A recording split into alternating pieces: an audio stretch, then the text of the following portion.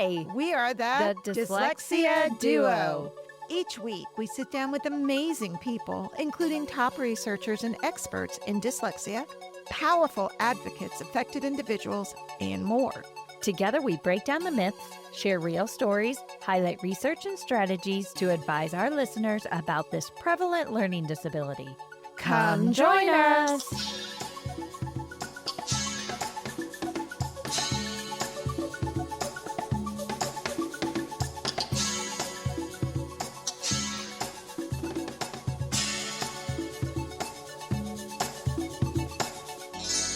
Hey, Melissa.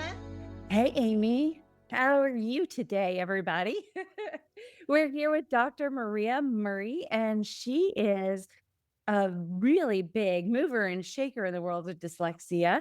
She has founded the Reading League. She's the CEO. And why don't you also add to your title? I'm sure there's more that you're doing for the Reading League. So I know you've made such a difference in the world because I've heard of the Reading League here in Texas. I know we have a Texas chapter. I've seen that there's a lot of chapters all over the nation. So could you please take a moment, introduce yourself, and let's get to know you better. Thank you, Melissa and Aimee. Thank you for inviting me, and happy Friday to all of us. And Yes. I'm overjoyed to be with you. I love doing these things. So, yes, I'm Maria Murray, and I've been at the Reading League thing 10 years now, a little over 10 years, which is when we started it. And it's been a buckle up, giddy up kind of a ride for us. Speaking of Texas, it's like riding one of those bulls, right? In a rodeo. It just spins us around and, oh, look, we're doing this now. Here. For opportunities and joys. So I have never felt younger or more excited to do work every day than the last 10 years. And we are a nonprofit, which is a big shift from me after being in academia at universities for 28 years. So I had to learn all about that, and all the things that CEOs do is what I learn every single day. So I preach to myself what we preach to teachers. Lifelong learners, you can do hard things. And that's where I am now in my life and my work. So it's a pretty big difference from education, running a nonprofit. Had no idea. It's really silly to joke, but it's true that I thought nonprofits were like blood banks and food providing organizations, churches. I didn't understand the scope of how many there are and what's required to run one: mission statements, vision statements, boards of directors, filing 990s audits. So there's a whole bunch of things that were new to me. I just thought we didn't have to pay tax on things we couldn't afford. So yep, that is the God's honest truth. Funny. Oh, That's funny. yeah. So I really appreciate everything that the Reading League does. I love the journals, the articles in the journals, and all the studies that they put out. And it's just incredible. So creating such a resource, what led you to find the Reading League? And who have you noticed, not just educators and parents, but have you noticed like a different subgroup of people who are cozying up to the Reading League? Oh, yes. We started the Reading League with an idea I had around the kitchen table in October of 2015. The first group of people that I reached out to within probably 30 minutes of that idea were my colleagues who I had at the universities, who were the ones who understood the science of reading and knew its potential and promise. They were comprised of public and private university professors, researchers, and also I reached out to teachers that I had worked with in the past who had been in our studies that I had coordinated at Syracuse University. I reached out to the parents of all the students who I was tutoring. I tutored for 8 years privately at my kitchen counter next to the table. And so when they dropped off their son or daughter, I'm like, grab them, like, come on in, guess what we're going to do together. So our very first president was a mom of a boy with dyslexia who I taught to read. And so we were definitely a league. Pretty much the theory was, and it still is, Maria Murray knew this much about the science of reading. I was good with this piece. Did I know this? Did I know this? Did I know this? No, but one thing I realized I really had was I could reach anyone that we needed. So if I needed a linguistics expert, I know this person, this person, this person, speech communications, I know these folks. Mhm. So the body of knowledge that is reading science is comprised of all sorts of people. And that's what the league is. You can't Wow. state chapter of the reading league just being parents, just being professors, just being X, Y, or Z. You have to have a group that can really say, I know this and I can help. No, it is such a valuable resource. And I've referred to it many times when I'm, teaching teachers to Oh, therapy. So I appreciate everything. Thank you. oh, you're so welcome. Thank you back. So it serves a wide variety of people. A parent could reach out to you guys and get information. And how do they go about doing that? Like, is it something that they go to reading league of their state? How does that work? Either or, it's free to be a member. We don't have like a membership, but it's free to be a leaguer. That all we really count is if people connect with us and get our monthly newsletter. So that's it. And because we Okay. want people to know about the programs we offer, the resources we're developing or have a new version coming out. So there is nothing slow. Things are constantly happening, and almost a monthly newsletter isn't enough. So we want people to know what's happening. We report on everything we do, chapters, events, you name it. Wow. And blogs and you know it. So then also state chapters, they differ. So we have 46 state chapters currently. And by the end of this year, we'll have all 50 states. And Yay. we have 46, which includes District of Columbia. So by the time the year is over, 51 chapters. Wow. Which was our goal at the end of 10 years. And anyone can look up online the Reading League Illinois, the Reading League Texas, and get in touch with them.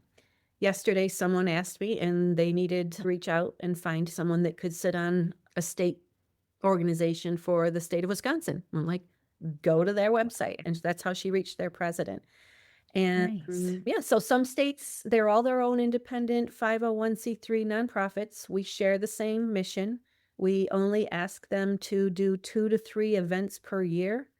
And they can have to do with their own states. Like what's important with Texas right now? Let's all get together and help our state. New York might operate very differently. Mhm. So some charge a small fee, some don't. What I love the most is when they collaborate with each other. Yeah. So we're Mhm. starting to see some regional efforts. If Michigan has a conference, you'll see people from Wisconsin driving over, Illinois to help Yeah. pitch in and volunteer to say hello to people. So Awesome. That's wonderful. it's so fun. And I got to meet the upcoming president of the Alaska chapter this week at our summit in person, which was an honor because she's got people from Alaska's not small, as we know. Yeah. Texas isn't small either, and California is long, but where are they located? They're all over. Yeah. No, Anchorage, and anyway. Yeah, I Wow. know Pam Kastner has been up there a lot. Dr. Pam Kastner has been up in Alaska. I wonder if she's been helping out. What's funny, and it's cute you said that. I don't know if you're going to keep that in here, but Pam and I signed the Pennsylvania paperwork for starting that chapter because she That started makes sense. Pennsylvania while we were in Alaska together. So That's so funny. we have a picture of us in our hats sitting at a Oh, cute. restaurant table. And they So were, you guys go way back. oh gosh, yes, yeah. Yeah. I and they're- saw that Pam's in Alaska right now. Oh, she's back now. Is she back? Okay. Okay. I Back- was looking at back. her LinkedIn and it looked like she was back there. Yeah, she's been gone a while, 11 or 12 days. Yeah. Yeah. That's cool. That's really cool. So let's kind of jump into the science of reading. Shall we? How would you describe that to parents or the importance for our students with dyslexia? Thank you so much for allowing me a chance to describe what it is and what it isn't. So, first of all, to parents, anyone can get a copy of this little booklet that Pam Kastner helped with. A lot of people helped with, and Kamiana Burke and Tracy Weed, and you name it, Kelly Butler, Mississippi folks. So, again, we acted like a league and we reached out to a lot of people to say, why don't we try to define what this means? What is it? Because what we're hearing are people wanting it to contain everything, including the kitchen sink, Where's the love of reading in the science of reading? I'm like, oh no, see, we do love reading and we want to instill it, but that's not what we mean. So we do have a definition in here that we didn't invent per se, but we found a condensed way of summarizing what others say about it. So it's a vast interdisciplinary body of scientifically based reading research. Even that sentence has a few things we need to say. So Okay. interdisciplinary means it comes from neuroscience, cognitive psychology, you name it, quite a few disciplines from around the world. Vast means good luck printing out every piece of article and whatever comprises that and finding a warehouse big enough. You couldn't do it, I don't think. Right. So when we think of the body of medical science, what is medical science? It's got pulmonology, cardiology, neurology, dermatology, right? We got all the ologies, endocrinology.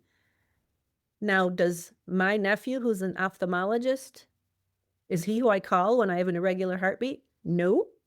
Right. Is it when I wake up with eye pain? Yes. So again, a league, like the science of reading encompasses everything related to reading and writing.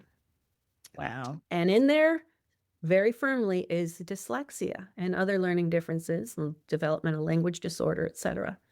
So dyslexia is a huge piece of the science of reading, this body of knowledge.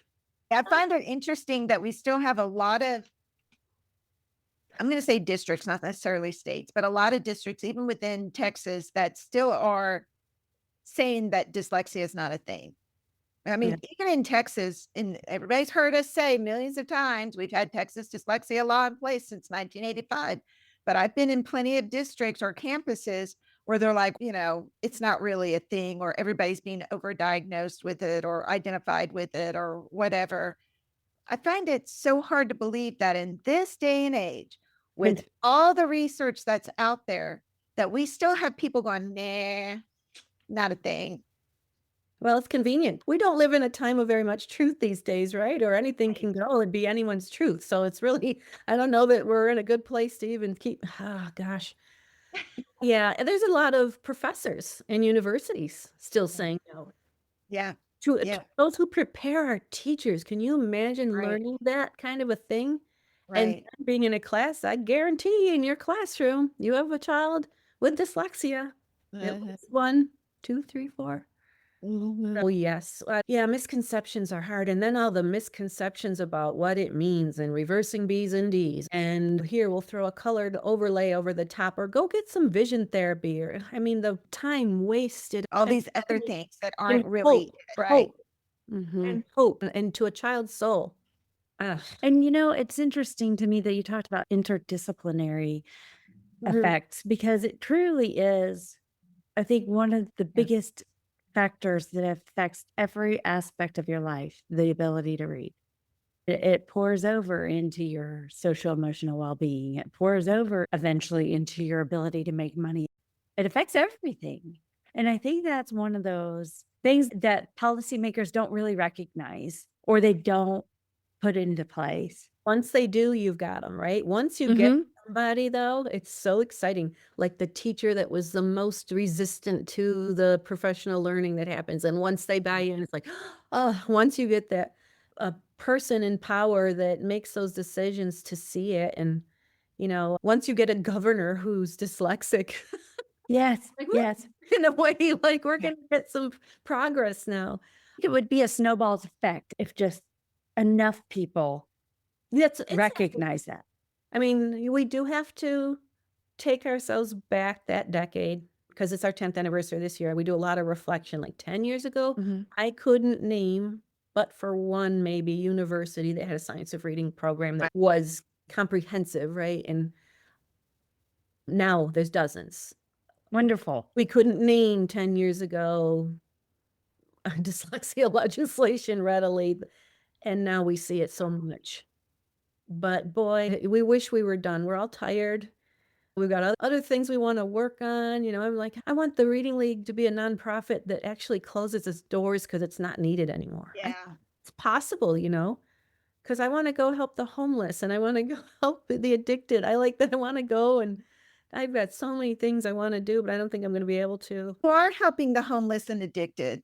Yeah, But well, Yeah, because that's a lot of this has that ripple effect mhm. into adulthood, this lack of literacy.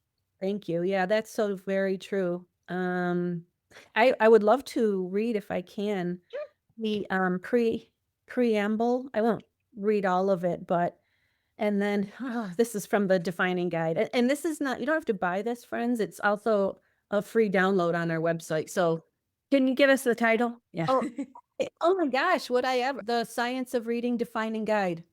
Okay. Okay. You just even Google what is the science of reading. This is what comes up, and you can get it downloaded, and it's even in Spanish and French already. Oh, wow. So, humankind's most precious treasure is our children, and our future depends on them.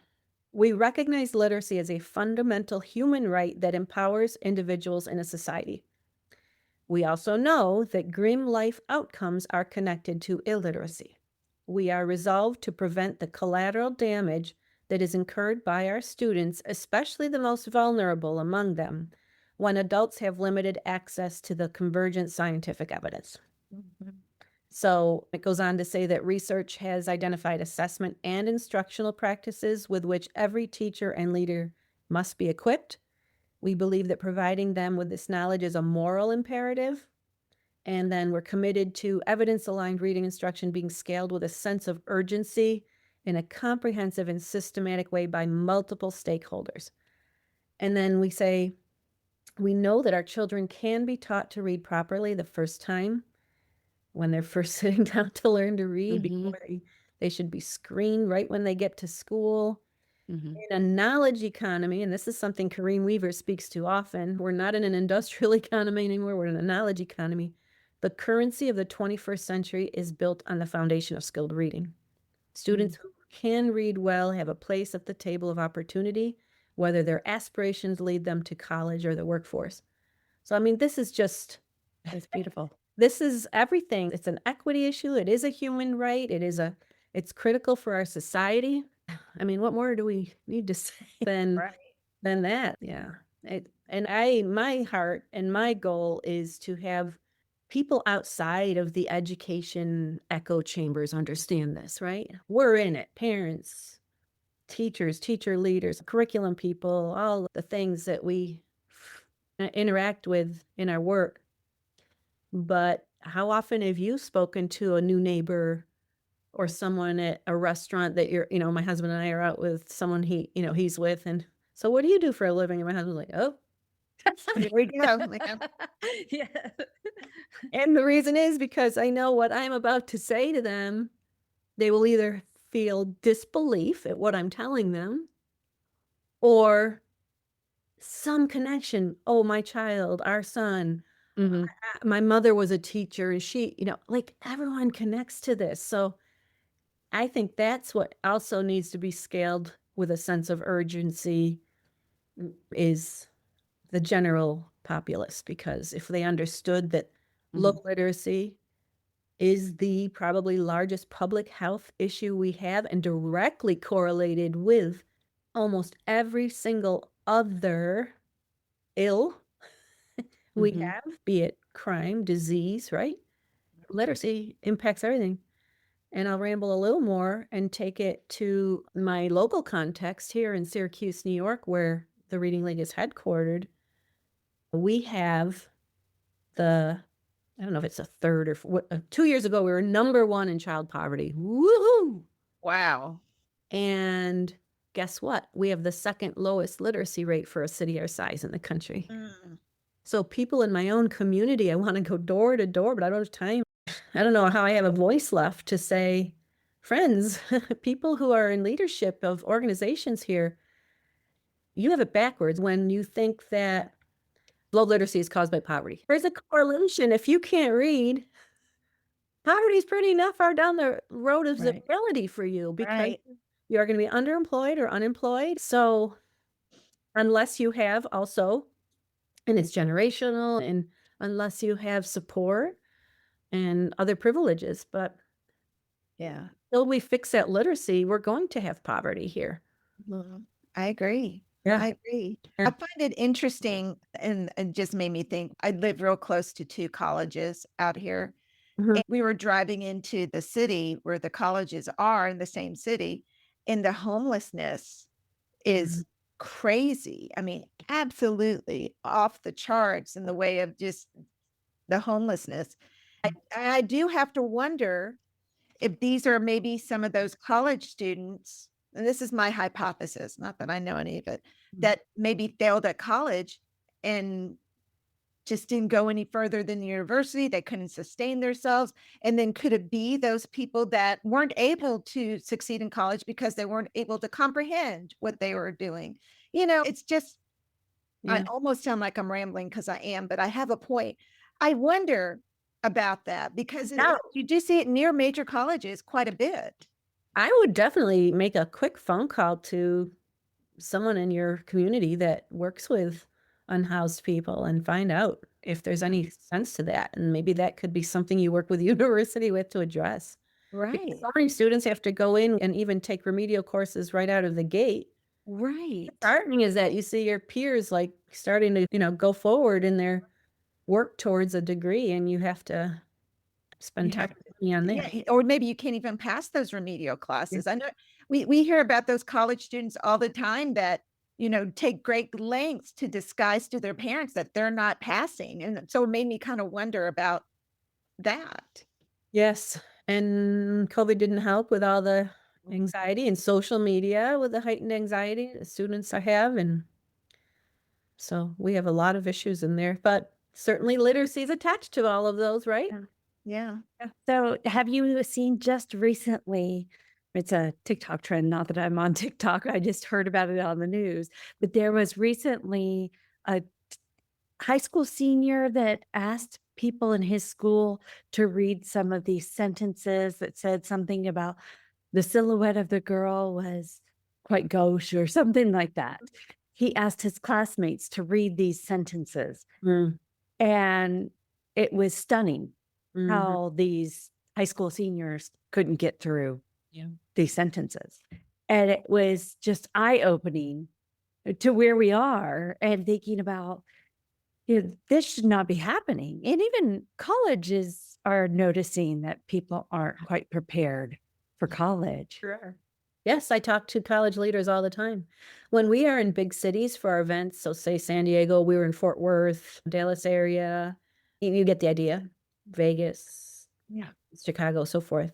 When we were there, we met with community leaders. Some were college folks, some were nonprofit leaders, et cetera. And I asked them the same series of questions related to how does low literacy impact your field? And it was fascinating. And we were really looking for intersections of equity and science of reading and racism and those kinds of aspects too, because I love that part of my job. But it was published into a roundtable discussion report, which I think if you Google Reading League and look for that roundtable discussion, we noticed a trend in these people who, when we asked about low literacy, their answer and how to address it was, and especially for school leaders, well, until families become more involved, Yeah, I did see that. I know what you're talking right, about. Yeah. right? And then, or until we address trauma, or until they learn English, or until. It's like, oh no. So at our Hmm. conference last year, the panelists on our Educators of Color conference community cohort, that's a lot of C's in a row. It's a mouthful. But each one of them addressed those things. One woman teaches unhoused children. That's her school. Like the kids do not live in homes. And Yeah. those are the students she teaches. Guess what? They're all reading.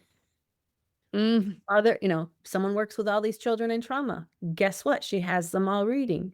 And English learners, emergent bilinguals, all reading. I was at an event here in Syracuse yesterday, the YWCA and the Girls to Inc. Club, and these beautiful girls from 4 different countries, and they read our biographies for the people that were there. It was slow, it was halting, but they were doing a fine job. Hmm. I don't know if they could read Silhouette and Gauche yet, but phenomenal.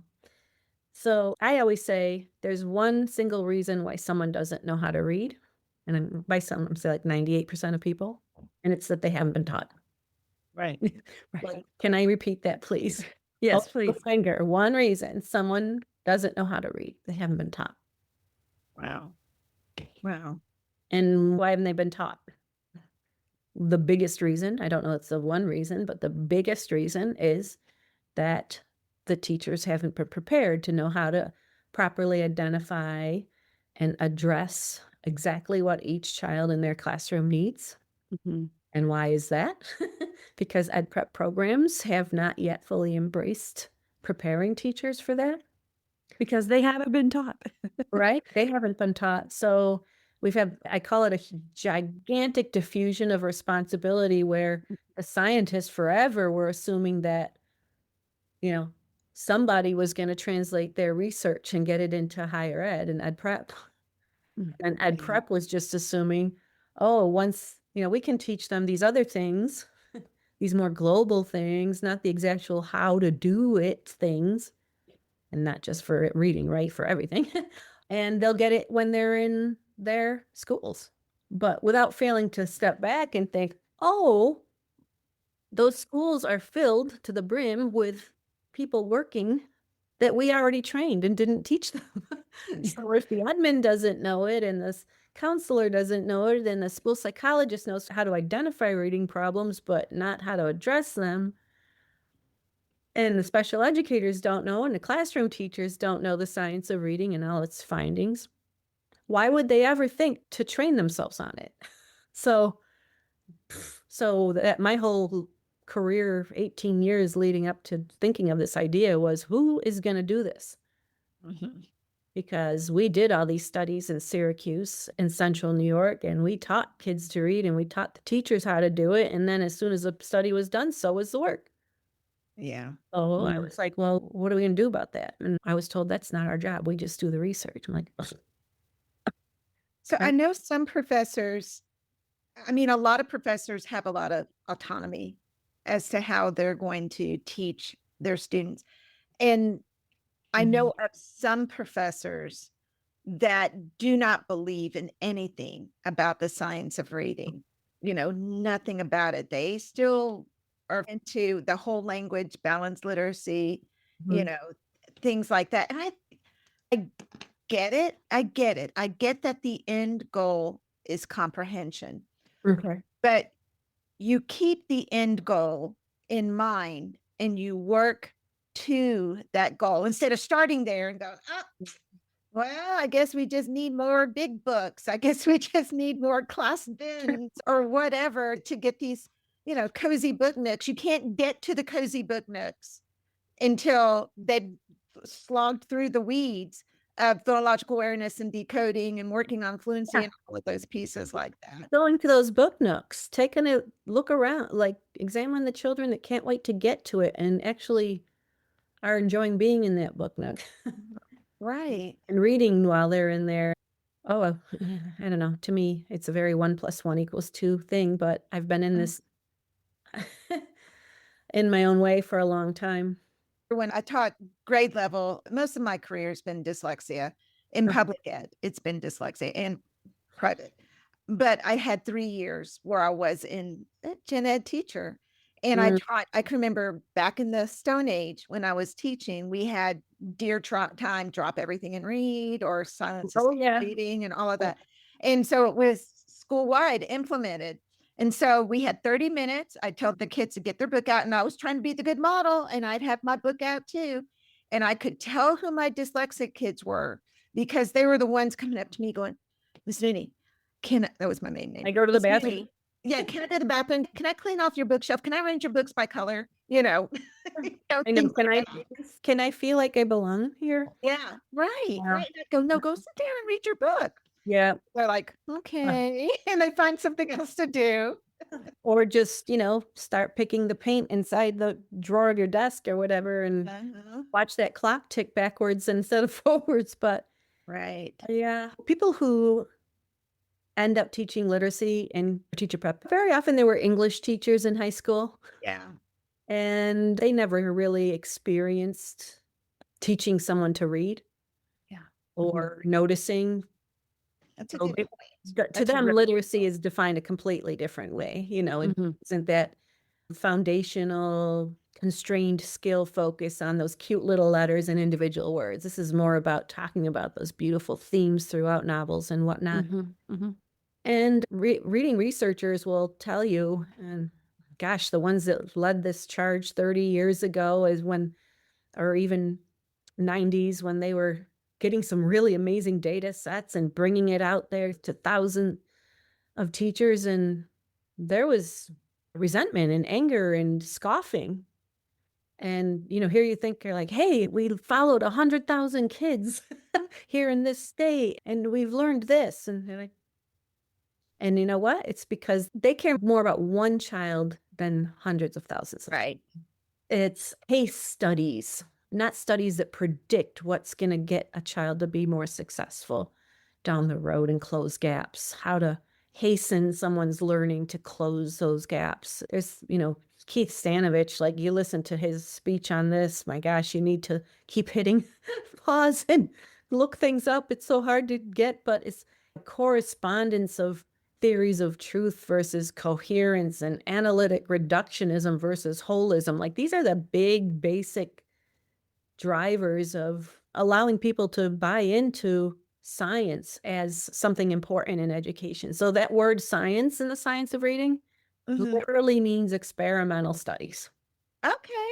I like that. I didn't know that. Yeah, that's key. So when we say science of reading, that's the body of knowledge we're talking about. Experimental studies and neuroscience too. So that's important to understand the difference because there's a certain, and it says, again, all in here, page 10, if anyone wants to go find it. This is a quote from none other than Keith Stanovich that I just talked about. How ironic. Teachers can benefit from understanding two things about research and causal inferences. The first is the simple, but sometimes very obscure fact that statements about best instructional practices are statements that contain causal claims. Mm. In other words, these statements can claim that one type of method or practice causes superior educational outcomes. Mhm. So that's what the science of reading is. It's all this research that is taking place where kids are randomly assigned into this group that gets the treatment or the condition that gets this intervention, and others that get business as usual or, something different. And that's the kind of research, that setup, that design that allows us to say this vocabulary method outperforms that one. Okay. This outperforms that one. Is it Mm. nice and clean like that in black and white? I wish it was. Yeah. Because you still have human beings and imperfection, human beings who you are teaching. Yeah. And So have variables across from person to thank, person. thank you. So one thing that makes my skin itch like is when you see on social media, which is the wild, wild west of It science is. reading. Mhm. And I get my blood pressure is not good when I'm on them sometimes. But, you get these point blank, all kids must learn phonological awareness this way. You must start here and never do this. Like, really? Yeah. Out of the 100 people reading this post, 50 are saying, that's right, preach. And 50 more are saying, no, have you taught my population of children yet? Yeah. They Mhm. can't do that yet. I need to do a little bit of backfilling first, right? So yeah, science of reading is self-correcting, but it is also a rock. It thuds and it just gets nuanced and more defined. Mhm. No one will ever come into a classroom someday and say to a kindergarten teacher, hold up, wait. Turns out phonological awareness isn't important after all. Never going to happen, right? Right, right, right. We will come in and say, wait up, vision therapy. No. Stop doing that. Don't Right, recommend that. But right. the science of reading is, we know so much, and we know enough to do a much, much better job than what we're doing in a lot of instances, right? Yeah. So what do you think that every effective literacy instruction should Mhm. include? That's a good question. And what else? Oh, I think another good source of that, ironically, I would love to let people know some of the things that we offer so that in case they listen to this, they know what TRL offers for them, where they can find some of Mhm. those kinds of answers. And then I'm not skirting that, I'll get to that. But for example, as far as dyslexia goes, we are not a per se dyslexia organization. We're a science of reading organization, but of course, dyslexia is in it. So we're also in it. And so when we have our annual conference, teachers and advocates and all other kinds of manner of people will see that we have a learning differences in dyslexia strand. There are sessions for people on dyslexia every single year. Our journal always has information on dyslexia and other things like developmental language disorder. Our shop, we Mhm. have an online shop and which has vetted books to read, and numerous books have to do with dyslexia. Our compass, this is the best place for people who are listening. If you go on the readingleague.org, you're going to see up at the top the compass. And we named it that because it points people in the direction to learn more. Nice. So one of the compass points, if you will, is for families and caregivers. And in there, they, hope it's a rainy day and you've got the coffee pot and because Yeah. we're going to go down a rabbit hole. It's like a knowledge management system. So we put resources that we provide and other fabulous ones like Reading Universe, whatever else is easy to digest and information that parents can take and use at home and whatever, and how to interface with their teachers and students and their students' teachers. One way we also address dyslexia is we are working with ed preparation programs now, which is Good. crazy 10-year, like who would have thunk this? Right. We have such beautiful experts from around the country who are working in state ed, who are working in higher ed, who have already done this work. And we work hand in hand, arm in arm with these professors. Some are farther along than others. Some are just some programs are just, where do you have gaps? Where do people learn about dyslexia? Right? What a gift that is to have them learn that. And it's an honor. That work is honor work, I'll tell you what. And then our chapter, every single chapter out there has leaders in it that are very well versed in dyslexia. So, I mean, if you're a parent listening, you go to that compass, you go get a book or two to read there and go to your chapter leaders and dig in. There's a lot to eat. So that's just, I don't know, I probably forgot some things, but those come to mind on my No, list. that's Here. awesome. So also, we all know, I don't know, you and I on this call, and maybe new listeners might not, but students all need what aligns with the science of reading and the findings, because it's not just decoding, it's not just word recognition, it's language comprehension, it's writing, All of it. it's assessment, it's all the things. But we need instruction these days to be a lot more explicit than it is. We need a lot less discovery learning. We can't wait for our children to discover, even in math, right? And things that have discrete facts. Once you get beyond that foundational piece and you're now reading on grade level and fluently, that's where some discovery work is more appropriate. And as far as high quality evidence-based reading instruction for dyslexic learners, that was something you wanted to talk about. It's got to be structured literacy. It's got to be explicit. It's got to be not discovery learning, explicit. It's got to be systematic, not random and incidental.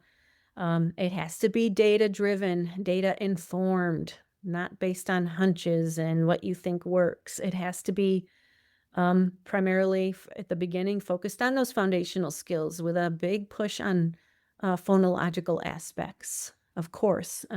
Small group instruction for people who need a lot more extra practice. And then outside of that, lots of opportunities for practice. Everyone answering the question at the same time or being included, making sure that every child has an opportunity to respond so they are getting it. Yeah, those multiple opportunities are critical. And you need to be able to give corrective feedback right on the spot. Don't let me learn a song on the piano, ever, by the way.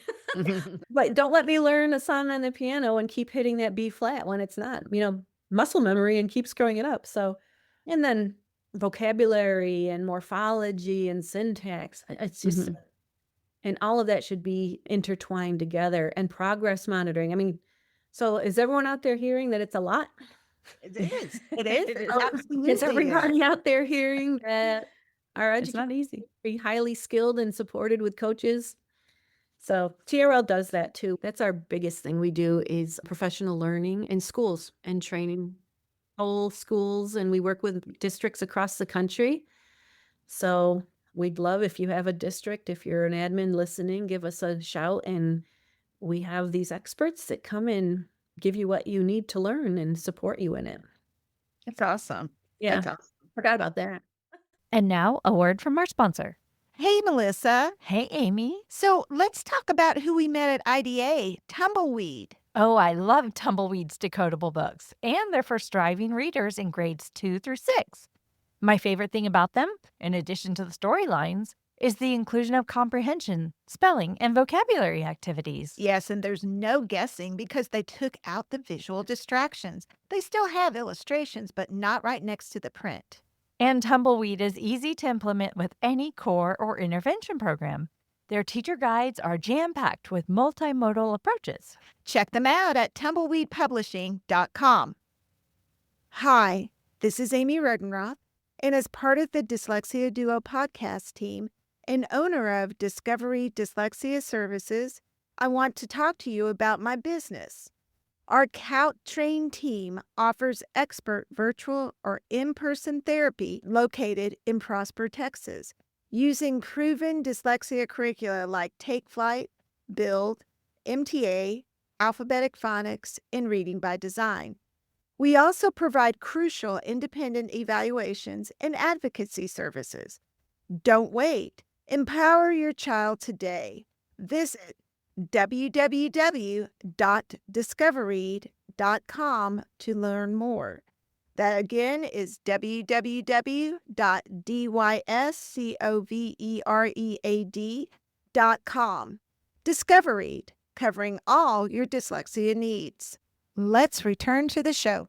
Do you have dyslexia therapists that are part of your group that go Oh. around and advocate and things? So yes and no. So we don't have like one and dones. If someone wants us to speak on dyslexia at a conference, we've got your person. We've got two of our board members, Dr. Michelle Story and Dr. Sheila Clonin, just published, it came out this month or this week, a new book on dyslexia. It's published by Guilford, Guilford. It's called Assessing Dyslexia in Schools. That sounds good. Yeah, empowering practitioners through reading science. So both Sheila and Michelle are 30-year-long friends of mine. They helped me to found the Reading League, and they were school psychologists, still are. They never stopped being that, right? But they're also both started private practices to do assessments on children and advocate for them in school districts. So the Reading League also offers virtual learning courses through our website, so you can sign up for these. And we have one on understanding dyslexia and one on assessing dyslexia. Very nice. And Dr. Sheila Clonin does both of those for us. And then when we are in schools and have a partnership with them, you better believe that dyslexia is addressed and included in everything we teach. So Very nice. Thank you. So talking a little bit about equity with our students, why is using an evidence-based reading instruction or structured literacy or even dyslexia therapy, why is that a civil rights issue? Because you can see some kids, when they come from affluent families, the parents will recognize that there's a problem and they'll get them the help if they're not receiving it in school. Right. Oh, yes. Go look at the library in your local district after school and see how many kids are getting tutored. Right. Well, no. And when I tutored, I was well aware of who I was tutoring. It was the children whose parents could tear a check out of that checkbook at the end of Right. the hour, right? Right. And that made me a little sick. So I feel like I'm doing reading time here, but we also have an equity statement at the back of the defining guide. Perfect. Like, we did not rehearse this, everybody. We did not. I promise you. So we say that literacy success for all is the defining human right of the 21st century, regardless of zip code, ethnic origin, dialect, or language. We urge you to join us by insisting that all children are afforded instruction that prepares them to read and write at proficient and advanced levels. Okay. Children who are skilled readers and writers will be empowered by their literacy and will refuse to be defined by the low expectations of others. I love that. I know, that's awesome. So let us learn from the broken systems that have perpetuated unacceptable inequities and forge ahead so that underserved families experience a new social contract guaranteeing reading success for all. Families must be able to expect that when they send their children to school, they will learn to read at proficient and advanced levels. So let's galvanize a critical mass of stakeholders who anchor their work in science through a commitment to deep, systemic, and non-negotiable transformation. I love that. I did not write that, but I cheered on the people who did, as they did it for the little defining guy. I'm like, yes. So, yep, this is for the sake of kids for generations to come. Not only should instruction for all children be grounded in reading science, and not just as an exclusive thing, right? Other kinds of instruction are great too. 24/7, that's all you should get. But the knowledge of it should be embraced and applied. And this is from our joint statement that came out of one of our summits when we met for 2 years with experts in the English learner and emergent bilingual sphere, because quite often they were very anti-science of reading, and understandably so, because the truth be told, a lot of reading science and the participants in those studies were done with white students, Yeah. right? Yeah. So, of course, there's a suspicion. It's not surprising when you hear someone say, well, that doesn't include our children, or that's not for our population of children. Now, it's not true that Black and brown children were not included in science. They were, but just not to the degree that white were. So we also state in this joint statement where we came together and said all teachers need to be informed of the science of reading. We also acknowledge that that must be, and I'll quote, complemented by understanding and addressing social, linguistic, and cultural factors that impact children. Because if Wow. you're sitting in a classroom devoid of that, it's not a good learning environment. Right. Sterile, it's not for you. It is not for you. So there's absolutely no reason but why they can't be wedded together. Right. Yeah. I love that. I love that. So, Yeah. when I was in public ed, I'm no longer in public ed, but when I was in public ed, a lot of my admin would note success Mhm. with standardized scores. Were they passing the state assessment? Were their MAP scores going up? And we Mhm. know, especially with our dyslexic kids, it's kind of, peaks and valleys for our course. kids. It's an inconsistent performance. Of course. How can we encourage admin and policymakers to look beyond the test scores? I think that's a hard one to have everybody be on board with, because yes, it's a piece of the puzzle, but it's not the complete image. Exactly. So again, we can wed together two things. We can wed together quantitative data, the numbers and the trends, but we can also include qualitative data, the stories and examples, better to say, of what is happening with children in the district. Right. That before were A and now they're all the way up to Z on something. And I don't mean leveled text. I don't mean that. I don't mean a I level. knew what you meant. Take that out. No level text, none. And it's funny, my business actually supported a charter, and these were Okay. hard to reach kids that were identified with dyslexia. And my teachers had quantitative data that they came back with, but they gave me a lot of qualitative data. They're like, these were kids at the beginning who weren't showing up, and now they were showing up every day, and they wanted to go through it faster because they wanted to learn the information faster than it was being presented. That's the kind of stuff that you go, okay. And so when I presented to their admin, I go, look, this is their data. Their data is going up, but here's the stories that are coming back from my therapists. All those stories. There's nothing like taking a child who comes to you with the hoodie drawn, almost Yes. fetal position, Yes. little grunts like, I can't, literally balled up. to protect themselves from what they are convinced they can't do. Right. And then within 2 or 3 lessons, you get that trust, you get that buy-in, and you get that hunger, like, "This person's finally gonna help me." Yes. And then the Right. vulnerability, "I will mess up in front of you and be safe because I know you are probably only gonna give me things that I'm gonna be successful at, and I want more of this." I wish I'm learning Spanish now, and I wish I could find a breakthrough that didn't make me wanna crawl up in a ball, but oh, I appreciate what you just said so much. Thank you. It made me happy to remember those moments with kids. I guess Sure. my other question for you too, you talked a little bit about the equity for all learners in their social economic status. Mhm. I find that it is difficult for people to find resources that are available to reach people who do have a specialty. I'm in private practice, just like Aimee. Find those resources Huh. to, get them the support that they need from a high quality trained person. What kind of resources do you know that are available? That's a really painful question that we get all the time at the Reading League, and people sometimes think we tutor children, and we have more of a teach a man to fish model, right? We train the people who are responsible for teaching kids.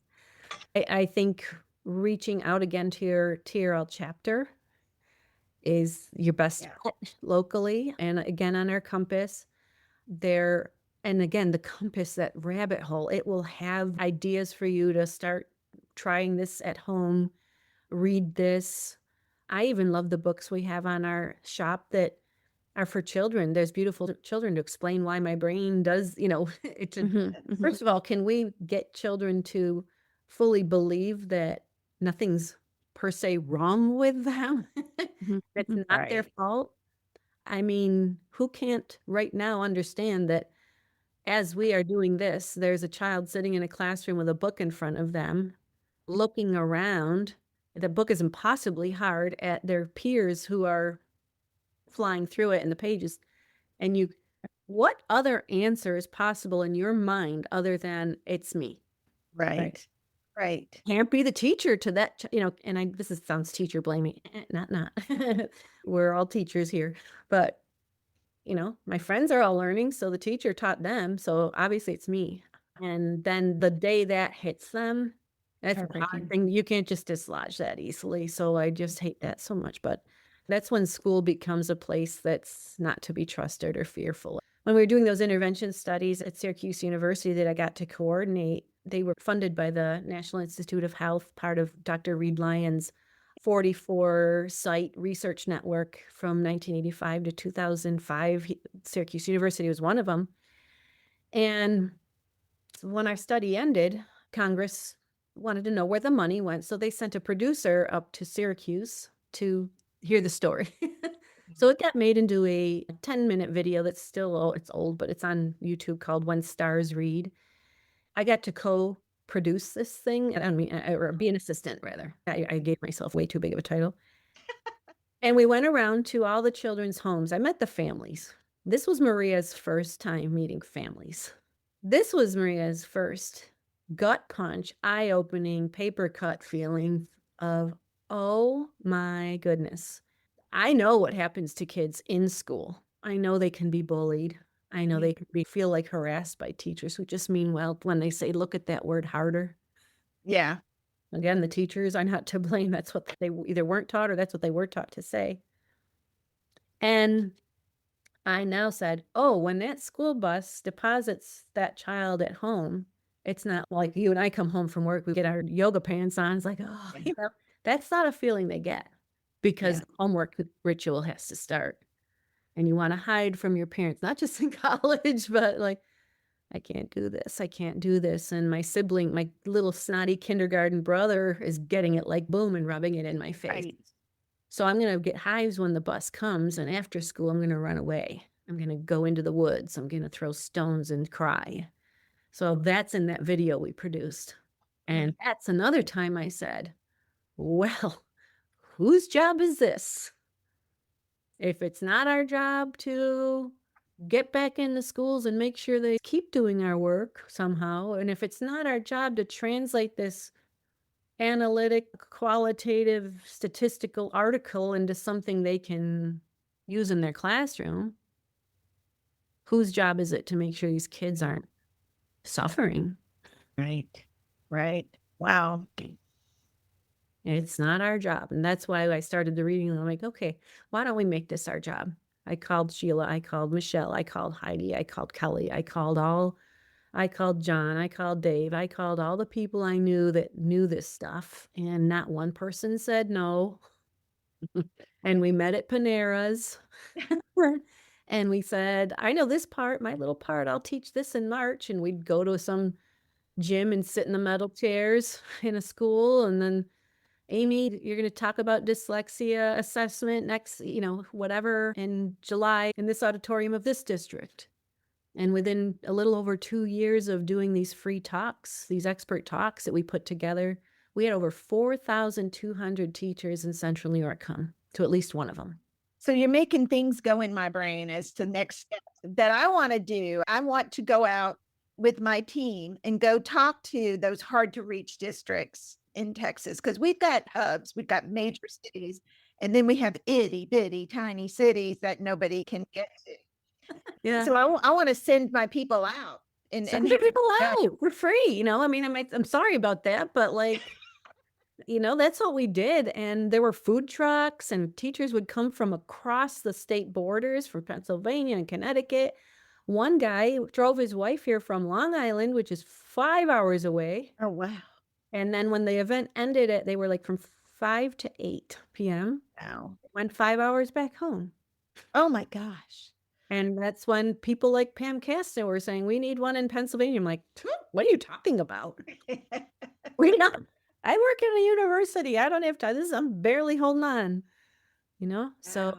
and then we got noticed by the founder of the American Girl doll, who had previously been a teacher, and science of reading was always in her heart. And after she retired from making that doll empire, she read about this thing called the science of reading in the New York Times, sipping her coffee, and said, whoa, that's why what I did worked. And so then she was, I think in 2012, 13, 14, something like that. She gave the keynote at IDA in Chicago. And I encourage everyone here to read it. It's available by Googling. It's called The Challenge of Our Times, Teaching All Children to Read. And when I was getting the IDA Perspectives Journal, and in 2015, I remember in the back of the magazine, I'm like, why do they have a doll lady giving their keynote? What's going on? So I just assumed she was dyslexic. So I read it. She was imploring IDA to make sure their message got out, because the kind of instruction they were talking about, structured literacy and so forth, is good for all readers, teaching all our children. And so she was talking about the science of reading, and I'm like, that's the study I was on, and that's this. And I connected in a number of points throughout her transcripted piece. So I reached out to her when I started the Reading League. I never got a hold of her per se, but I wanted to know, could you give her a message? And we've just started this. She seems to know what it takes to be successful. Are we barking up the wrong tree? Should we stick with this? Right. And so she started paying attention to us through that, I think, and found out that we were the thing she'd been kind of interested in finding. And so she allowed us in our 3rd year of existence to be able to go national. She Cool. supported us to do that. And that's how we grew so fast. Otherwise, we'd probably still be pulling a trailer that my husband bought us filled with runoffs and used paper that we were printing on the back. So we talk about the trailer all the time too, buying a fifth wheel and just and doing. And I was like, hey, it's a write-off. Let's do it. Let's do it. It's a write-off. How much of your house and your garage and your I have a whole office. I have a whole away from the house office. Yeah, I'm in a breezeway and our whole garage. My stepdad has always said I needed to have like a mobile unit that goes around and teaches people therapy at different cities. And I was like, well, you have to kind of see them more than once. And he was like, oh, okay. I hadn't thought about that. But what a great idea, right? Everybody could just have little mobile units. Remember the Riff Mobile? The Reading is Fundamental. Reading is Fundamental. It was the best day of my life when it would show up at the library. That was like my favorite thing. But exposing literacy, to places that, not that we didn't have literacy where I was, but, Yeah. areas of where I lived didn't have that I exposure. didn't have I didn't have book. I had 3 books. My sister gave me 2 of them, and I must have gotten the other one for a present, but because we had the library, my parents like, "Go get the free books down at the library." And Yeah. this is, this probably won't get in here and it shouldn't, but I would go crazy for when the book fair came and save Oh, our yeah. lunch money to buy a book Yeah. instead of eat. And then when Are You There, God? It's Me, Margaret came out. I'll show you. Yeah. You just go across the room, you know where it is. I've showed this to people before, so I know just where to get it. But when I was in, must have been like in 6th, 7th grade, that book came out. Oh God, I loved it. I gobbled it up in one evening, but I wanted that book. I just don't know why I loved it. So I It was a little illicit at the time. that's A what it little is. bit, because that's my parents were like, "No, you can't read that." Oh, right. Maybe right. I just felt like this girl and I had the same Yeah. things. So I literally started writing it by hand. Oh my gosh. Little dorky That's handwriting. not dorky. I love Oh, look at your that. beautiful cursive. Oh, is it? So I copied the whole thing onto filler paper. Wow. And I just ran into my librarian from middle school a week before last when I was presenting to library trustees here. And I go, "Do you remember you were mad because I wasn't returning?" I kept taking the book out, and she's like, "Maria, you've certainly read it already." I'm like, "One more time." I got hand cramp. Anyway, so the movie came out a few years ago. Yeah. I went to see it with my sister. We were the only people in the audience. We went probably to an old person's matinee. And I held my handwritten piece up when the movie was starting, and I took a picture and I put it on Twitter. So that dates, I haven't been on Twitter Aw. in 2 years. And I tagged Judy Bloom and she went nuts Did because, she? yeah, so she sent me a book and she signed it, which is, Oh my gosh. Oh, isn't that awesome? That is that amazing. is Oh, amazing. believe me, friends, when I say I'm a firm believer in the love of reading, but Uh-huh. you're not going to have the love of reading until you can read what's inside. Right. Oh, that's Right. perfect. Awesome. I asked to be a Gosh. keynote at our conference, but she's not traveling anymore. I guess my last question to you two would be if you could give like one piece of advice to parents, policymakers, educators, what would it be? Well, I want people to be aware of a couple of things and then share them out. And one is find out what the science of reading is, get that guide, and then believe in its promise and its potential. It is not something that might work or that works in some cases or whatever. If we look at states, everyone uses Mississippi, but you can look at states like Louisiana and Ohio, and I'm not going to list New York yet, or for a while, unfortunately, but we just had the Secretary of Education from Indiana speaking at our summit this week here at Syracuse, and Kimiana Burke from Excel in Ed and her work in Mississippi. We had a policy session, and they believe in what the research did. So the research had phenomenal outcomes. I can speak. We closed gaps when we did it. How did that happen? We had experts deliver instruction to the teacher. We supported the teacher. We didn't be like, that's all. We were there. We coached them. And so an investment of that kind, when it's made and you double down with intention and support and cohesive implementation, it works. That thing I said about one child learning to read, like you can look at pictures and stories about Mississippi and they have stories of classrooms. And I know when I look at a teacher teaching that classroom, she has been afforded the knowledge she deserves to know exactly what each child in that classroom reads. There is no child in her classroom looking around saying, what's wrong with me? Right. Right. So I think that is what I want people to do, is to be aware of that. And I think I have a quote from Kimiana. She's a senior policy fellow at Excel in Ed. She says, another big challenge is a misperception that enacting of a policy is a finish line, because for policies to work, leaders have to work the policies. Mm.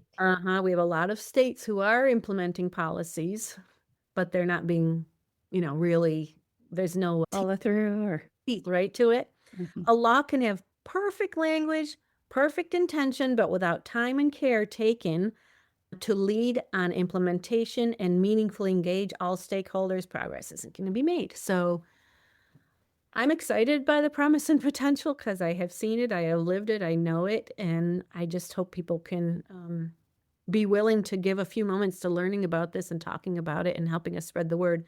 TRL's secret sauce, or not secret at all sauce, is developing high-speed networks. So I think this is why we chose this kind of a, Yeah, like a brain neural right, tree like, type of thing. Yeah. right, when the neural circuitry builds Yeah. between purpose brain parts that we have when we learn to read, same thing, like a state chapter network, holy baloney, like what they can get, the way our news travels across our chapters, the way we have communities of practice with all of the state ed departments. And so we have communities, multiple networks that we build that allows information to spread quickly. And one way we do that is thanks to you guys, podcasts like this. This is going to get the word out. Yes. It's fantastic. So Sure. keep talking Awesome. whenever you want. Yep, talk. Keep talking about it. Oh, it's awesome. All right. So we're going to ask you some rapid fire questions, just one word answer, short answer, essay, I don't know, whatever you want to answer it. So, one book or article on reading science you'd recommend to everyone. The Defining Guide. There you go. That's what I was wondering if you were going to say that. It's easy. One word that describes the future of literacy instruction. Responsive. I like it. What's your favorite question to ask educators? This is outside of the science of reading, okay, but what will it take to keep you in this job where you're so needed? Oh, interesting. Okay, very good. Very good. And what's your dream headline for literacy in 10 years? Gosh. The Reading League nonprofit closes its doors because the job is done. Yes. Oh, I love that. Me too. One more. Finish this sentence. Every child deserves. Every child deserves to learn to read. Amen. Very Learn. good. Very good. Oh my gosh, this was such a This was wonderful fun. interview. This was so fun. I think I love this more than anyone I've ever done. Oh, thank you. So That's very awesome. sweet. Thank Maybe you. because like the summit, like we've come off a long series of months of big projects, and the summit was my last, like, please just let me not get sick. And I think this is just a really good, relaxing day. So couldn't work out better. And we're all talking about what we love the most, right? Helping kids learn how to read. I could talk about it forever. It's just aren't we lucky that our work doesn't feel like work? I mean, it's challenging Absolutely. and it's got its fair share of, oh my gosh, when's, but Yeah. I wouldn't do anything else. The Although other day, I was kind of crabby when I was going into work just for other reasons, home life stuff. Yeah. And I got there and I sat in front of my student, and he's such a sweet kid. And he's been struggling with reading for so long. He just started with me recently, and he just cheered me right up. And we started working, and I just felt like, I love this. He's doing well. Like this symbiotic relationship that we have. He cheered me up. I'm helping him. Like, I love it. Perfect. well, gonna make And me cry. he cheered me up, not because he did anything, just because I love just being there with him. It's just interesting. Really fun. Yeah. Yep. Mhm. I miss that work. And Yeah. I go But- consider one more kid again, but And you're doing amazing work, and we appreciate what you're doing out there for all of us. it takes a league. There you go. There you go. Full Yep. circle. Please get in touch with your Texas people. They are the first state that has a paid executive director, which is our firm is crazy. Her name is Patty Cote, Cote. She's brilliant and fabulous. A good pick for them. She was just here this week too. And I can get you her info. It's probably on their website if you look them up, but she would love to know you and get Yeah. your audience. Maybe you could do a presentation for them somehow. Yeah. Would love that. That would be amazing. Great. Yes. I love the connection. Thank you so much. Parent connection, the dyslexia connection, the therapy session. Yeah. Well, thank you, Melissa and Aimee. Thank you. So this is Aimee, And Melissa. and we're the Dyslexia Duo. Until next time, Bye. bye. The Dyslexia Duo hosts are Melissa Dean. And Aimee Rodenroth. The producer is Greg Rodenroth. Dyslexia awareness is so important. Please share with your friends, family, and anyone who needs to know more about dyslexia. Follow us on Facebook, Instagram, and X at the Dyslexia Duo. Thanks for listening. Bye. Bye.